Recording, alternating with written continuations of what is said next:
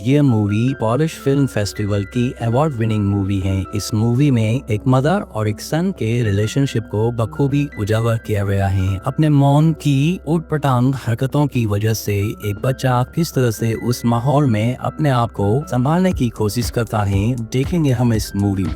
Poland के एक गांव में एक मॉम और उसका बेटा पैट्रिक रहते हैं। इस गांव की पॉपुलेशन बहुत ही कम है, लेकिन ये टूरिस्ट स्पॉट है। पैट्रिक के फादर यहाँ से कहीं दूर जॉब करते हैं, इसलिए मॉम और सन को हमेशा यहाँ पे अकेला ही रहना पड़ता है। पैट्रिक शुरू से ही यहाँ पे रहा है, इसलिए वो हमेशा से अकेला महसूस करता है। पैट्रिक के लिए उसकी दुनिया सिर्फ और सिर्फ उसकी माँ ही है। वो अपनी मदर के साथ ही हमेशा खेलता है, वो अपनी मदर के साथ ही साइकिलिंग करता है, वो अपनी मदर के साथ ही हमेशा स्विमिंग करता है, लेक के पास जाता है, गेम खेलता है। उसका कोई और फ्रेंड है ही नहीं। उसकी सारी दुनिया उसकी मॉम ही है। वो अपनी मॉम के साथ अपने गांव के पास चलने वाली ट्रेन के साथ रेस भी लगाता है और ये उनका डेली का रूटीन है। पैट्रिक की दुनिया जैसे उसकी मॉम ही है। पैट्रिक की सारी दुनिया उसके मॉम के इर्द गिर्द ही घूमती है। पैट्रिक और उसकी मॉम का रिलेशन ठीक वैसा ही है जैसा हर किसी बच्चे का अपनी माँ के साथ होता है। वात्सल्य से भरा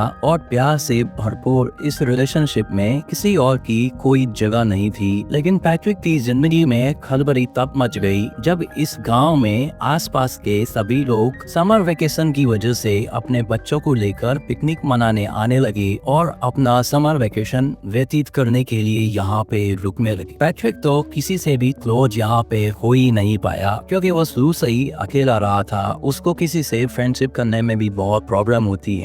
लेकिन वो देखता है कि उसकी माँ अब रात को रोज घर से बाहर जाने लगी है। पैट्रिक ने शुरुआत में इन सब चीजों से कोई रिएक्ट नहीं किया। पैट्रिक की मॉम को रोज शाम को एक कॉल आता और वो पैट्रिक को घर में अकेला छोड़ के ही चली जाती। पैट्रिक काफी देर तक इंतजार करता, कभी उसकी मॉम रात को घर लौटती नहीं थी और कभी देर रात को लौटती थी। वो थोड़ा सा टाइम पैट्रिक के साथ स्पेंड करती थी, लेकिन पैट्रिक को कल का बहाना देकर कि कल मैं तुम्हारे साथ पूरा दिन व्यतीत करूंगी और पैट्रिक को अकेला छोड़ देती। धीरे धीरे पैट्रिक अकेलेपन की वजह से एंजाइटी और डिप्रेशन का शिकार होने लगा। वो अपने अकेलेपन से कोप अप नहीं कर पा रहा था, क्योंकि उसके कोई फ्रेंड भी नहीं थे। अगले दिन वो देखता है कि उसके पड़ोस में कोई नई लड़की आई है जो शायद अपना समर वेकेशन यहाँ बिताने के लिए पास में रहने लगी है। पैट्रिक उस लड़की से दोस्ती करने की कोशिश करता है, लेकिन टिपिकल टीनेजर की तरह वो लड़की उसको कोई रेस्पॉन्स नहीं देती है। अगले दिन पैट्रिक की मॉम जब फिर से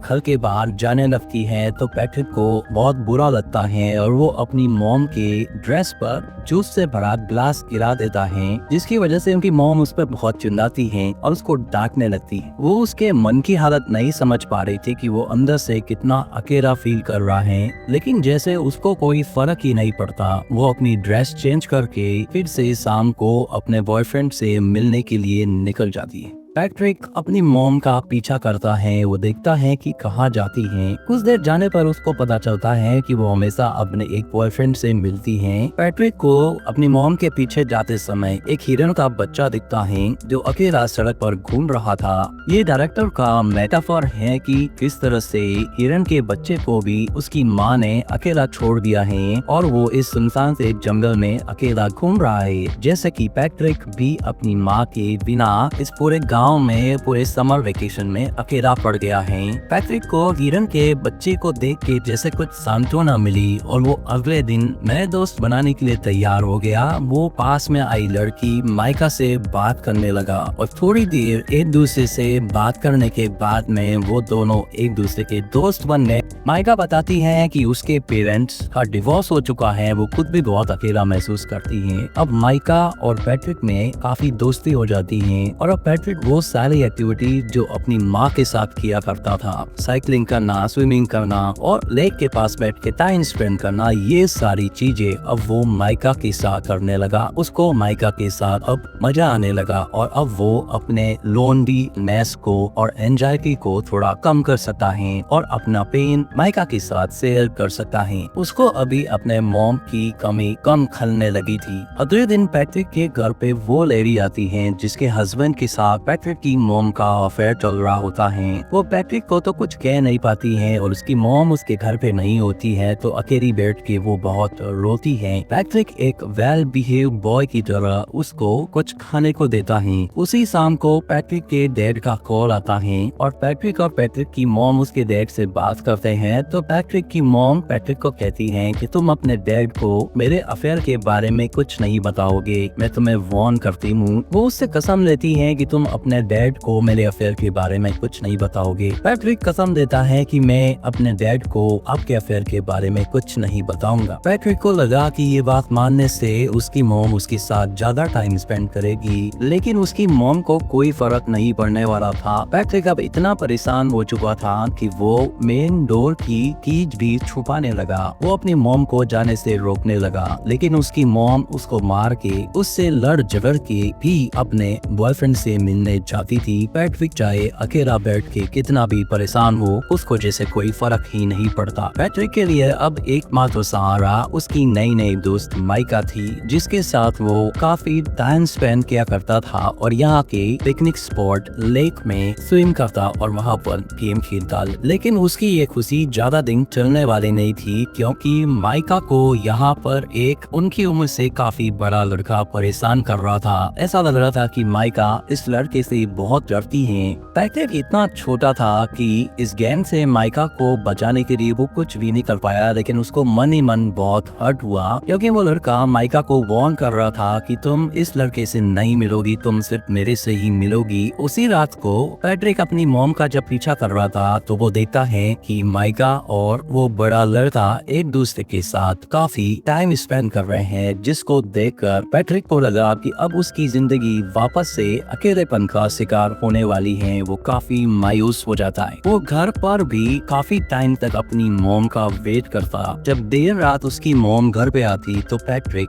उससे अपना टाइम मांगता, लेकिन वो थक हार के सो जाती और पैट्रिक उसकी मॉम के आने के बाद में भी अकेलेपन का ही शिकार रहता। अगले दिन सुबह पैट्रिक को माइका मिलती है और वो माइका को पूछता है कि क्या उस लड़के ने तुम्हारे साथ कोई जबरदस्ती की थी। तो माइका जैसे डर गई हो और वो डर के मारे वहाँ से भाग के घर में चली जाती है। पैट्रिक उसको जाके पूछता है कि हुआ क्या, मुझे ये तो बताओ। वो बिना कुछ बोले ही रोने लग जाती है। पैट्रिक को ऐसा लगता है कि उसके साथ जबरदस्ती की गई है। वो दौड़ के जाता है और उन लड़कों के ग्रुप में उस लड़के पे अटैक करता है, लेकिन एक छोटा बच्चा उससे कैसे लड़ेगा और वो बड़ा लड़का पैट्रिक को ओवर पावर कर देता है और पैट्रिक यहाँ पे कुछ नहीं कर पाता। थोड़ी देर बाद में माइका वापस पैट्रिक के पास आती है और उसको समझाने की कोशिश करती है कि हम दोनों अच्छे दोस्त बन सकते हैं, तुम इतना हर्ट क्यों हो गए वो। लेकिन पैट्रिक को डीप डाउन कहीं पे हर्ट हो गया था। वो वापस से माइका से बात ही नहीं करना चाहता था, क्योंकि वो ऑलरेडी अपनी मॉम से बहुत ज्यादा हर्ट था और जब माइका ने भी उसे हर्ट किया तो वो इमोशनली वायलेंट हो गया और वो अपने इमोशन को कंट्रोल नहीं कर पा रहा था। अपने गुस्से को, अपने फ्रस्ट्रेशन को माइका के ऊपर निकाल दिया और माइका को उल्टा सीधा बोला, जिसकी वजह से अब माइका को वापस हर्ट हुआ और अब माइका वहाँ से चली जाती है। पैट्रिक को बिल्कुल समझ में नहीं आ रहा था, क्योंकि वो छोटा सा बच्चा था, उसको समझ नहीं आ रहा था कि इन सब सिचुएशन से कैसे निकले। उसकी मॉम उसको बिल्कुल भी सपोर्ट नहीं करती थी, ना उसको गाइड करती थी। उसके आसपास कोई भी पेरेंटल गाइडेंस नहीं होने की वजह से वो अपनी ही दुनिया में जो उसको समझ में आता वो करता जाता और उसके अंदर अनस्पोकन इमोशंस का एक ऐसा गुब्बार बना, जिसकी वजह से वो बुरी तरह से फ्रस्ट्रेट हो गया। उसी रात को पैट्रिक की माँ घर पे रोती हुई आती है। ऐसा लग रहा था कि उसके बॉयफ्रेंड के साथ उसका झगड़ा हुआ है या फिर ब्रेकअप हो गया है। पैट्रिक की मॉम काफी दिनों तक उदास रहती है, लेकिन पैट्रिक अपनी मॉम को अपने पास में देख के काफी खुश रहने लगा है। वो अपनी मॉम की काफी केयर करता है। एक रात अचानक उसके डैड वापस लौट आते हैं और दोनों के लिए बहुत सारे गिफ्ट लाते हैं। पैट्रिक को अब लगा कि अब उसका समर वेकेशन बहुत अच्छे से निकलेगा, क्योंकि उसके डैड ने उसे प्रॉमिस किया था कि मैं समर वेकेशन तुम्हारा साथ में बिताऊंगा। अभी एक अच्छी फैमिली की तरह खूब अच्छा टाइम स्पेंड करते हैं और पैट्रिक अपने मॉम और डैड को एक साथ देख के बहुत खुश होता है और उसका लोनलीनेस जैसे धीरे धीरे गायब होने लगा था। उसकी एंजाइटी कम होने लगी थी। तो एक रात पैट्रिक के डैड चेस खेलते हुए उससे पूछते हैं कि क्या तुम्हारी मॉम मेरे जाने के बाद में किसी से मिलती थी या रात को लेट आती थी। लेकिन पैट्रिक पैट्रिक ने अपनी मॉम को प्रॉमिस किया था कि वो उसका राज किसी को नहीं बताएगा, इसलिए वो अपने डैड को अपनी मॉम के अफेयर के बारे में कुछ नहीं बताता है। लेकिन उसके डैड को इस बात पे डाउट हो जाता है क्योंकि पैट्रिक की मॉम का बिहेवियर काफी चेंज हो गया था। उसी टाइम पे पैट्रिक के घर पे माइका आती है और वो उससे बात करने के लिए कहती है। माइका के कहने पर पैट्रिक उसके साथ साइकिलिंग पे जाता है और लेक में स्विम करने के बाद में माइका उसको बताती है कि अब मेरा समर वेकेशन खत्म होने को है, मैं यहाँ से चली जाऊंगी। माइका को पैट्रिक को हर्ट करने पर काफी दुख लग रहा था, लेकिन पैट्रिक अब इसमें कुछ ज्यादा कर नहीं सकता क्योंकि अगर समर वेकेशन खत्म होगा तो माइका को जाना ही पड़ेगा। वो अपने घर पहुंचता है और वो देखता है कि सीढ़ियों पर वही लेडी जो थोड़े दिन पहले उसके घर आई थी वो सीढ़ियों से नीचे उतर रही है। वो अंदर जाके देख रहा है कि उसके डैड बाथरूम में बैठे बैठे रो रहे हैं। उसको समझ में आ जाता है कि उस लेडी ने उसकी मॉम के अफेयर के बारे में उसके डैड को बता दिया है क्योंकि उस लेडी के हस्बैंड के साथ ही उसकी मॉम का अफेयर चल रहा था। इस बात से दुखी होके उसके डैड ने अब ये डिसाइड किया है कि अब वो यहाँ नहीं रहेंगे और वापस जॉब करने चले जाएंगे और शायद कभी वापस नहीं आएंगे। पैट्रिक की मॉम पैट्रिक के डैड को समझाने की कोशिश करती है, लेकिन जब आप रिश्तों की बुनियाद विश्वास को ही हिरा देते हैं, ट्रस्ट को ही खत्म कर देते हैं, तो किसी भी इंसान को रोकना लगभग नामुमकिन सा हो जाता है। पैट्रिक के डैड अब यहाँ से चले जाते हैं। समर वेकेशन खत्म हो जाता है। अब पैट्रिक को स्कूल जाना होता है। पैट्रिक की मॉम पैट्रिक को तैयार करके स्कूल छोड़ने जाती हैं। वो दोनों सड़क पर चल रहे हैं, दोनों एक दूसरे से बात भी नहीं कर रहे। पैट्रिक को अपनी मॉम पे बहुत गुस्सा है क्योंकि उसकी मॉम की वजह से उसके डैड उसको छोड़ के चले गए। उसके सेल्फिश बिहेवियर की वजह से वो किसी से घुल मिल नहीं पाया। वो मेंटली इतना ब्लॉक हो गया कि दूसरे बच्चों से बात भी नहीं कर पाता था और ना ही उसको अपनी मॉम का प्यार मिलता। अब वो रेलवे ट्रैक को क्रॉस करने वाले हैं। उसकी मॉम आगे जा रही है, बच्चा पीछे छूट जाता है, जो कि डायरेक्टर का मेटाफर है कि आप अपनी जिंदगी में आगे बढ़ रहे हो और बच्चों को आपने पीछे छोड़ दिया है और इन दोनों के बीच में न जाने कौन सा इमोशनल आउटबर्स्ट रूपी ट्रेन आके आपके सपनों को, आपके अपनों को कब कुचल दे पता नहीं चलेगा। उसकी मॉम पीछे मुड़ के देखती है कि पैट्रिक पीछे रह गया। वो ट्रेन को देख के डर जाती है, रोने लगती है कि उसके बच्चे का क्या होगा। अचानक से ये मोमेंट उसको रियलाइज कराता है कि उसकी जिंदगी में कौन इम्पोर्टेंट है, उसकी जिंदगी का अहम हिस्सा कौन है, वो आदमी जिसको वो रोज मिलने जाती है या फिर वो हस्बैंड और उसका बेटा जो हमेशा उसके साथ थे, साथ खड़े थे। वो खूब रोती है। उसको रियलाइज होता है कि शायद उसकी जिंदगी का ट्रैक अब उसे चेंज करना पड़ेगा और इसी के साथ ये मूवी एंड हो जाती है। मूवी का एक्सप्लेनेशन अगर आपको अच्छा लगा हो तो वीडियो को लाइक कीजिए, हमारे चैनल को सब्सक्राइब कीजिए and thank you for watching.